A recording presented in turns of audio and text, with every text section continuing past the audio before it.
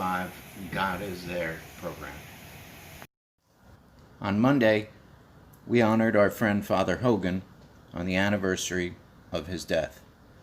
Father Hogan was a good friend, a fantastic priest, and someone who not only loved to tell you about his faith and help you along with yours, but certainly someone who loved to share the beauty in all things. This picture was taken back in March, right before the pandemic began, and it's located in the back of St. Joseph's Church in Lincoln Park. This window was designed by several of Father Hogan's friends and executed by our friend Steve Racine. Here you can see one of Hogan's favorite phrases, "Child of Grace." Certainly, wherever Father Hogan was, God was there. One of the biggest things that the pandemic affected this spring were weddings. Not a worse time for an epidemic than the springtime, when so many brides and grooms were ready to begin their lives together. On Tuesday, we saw a happy couple get married on the beach. Just as they were leaving, their photographer was excited by the fact that a rainbow suddenly appeared in the background. She immediately started snapping pictures and was even more excited for the moment than the bride and groom. Certainly, this was our first vision of a wedding since the pandemic, and God was there.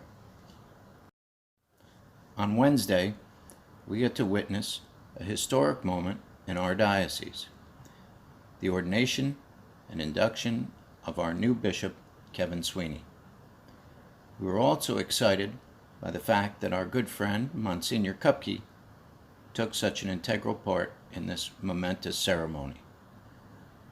We were happy to take part in the ceremony, albeit virtually, and one of the most inspiring messages from our Bishop Sweeney came right at the end of the service, where he spoke to all of his people in both English and Spanish, letting us know early on that he will be a wonderful shepherd and someone who truly represents the people of his new diocese here in Paterson.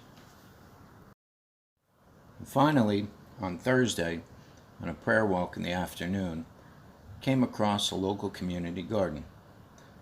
The budding tomato plants reminded us of Bishop Saratelli, who's often been quoted in the Beacon about putting together a wonderful garden of his own. We want to say thank you to Bishop Saratelli as he begins his retirement. We pray that, in fact, his new garden in Florham Park may grow with great abundance and great love, just the way his time in Paterson as our bishop did.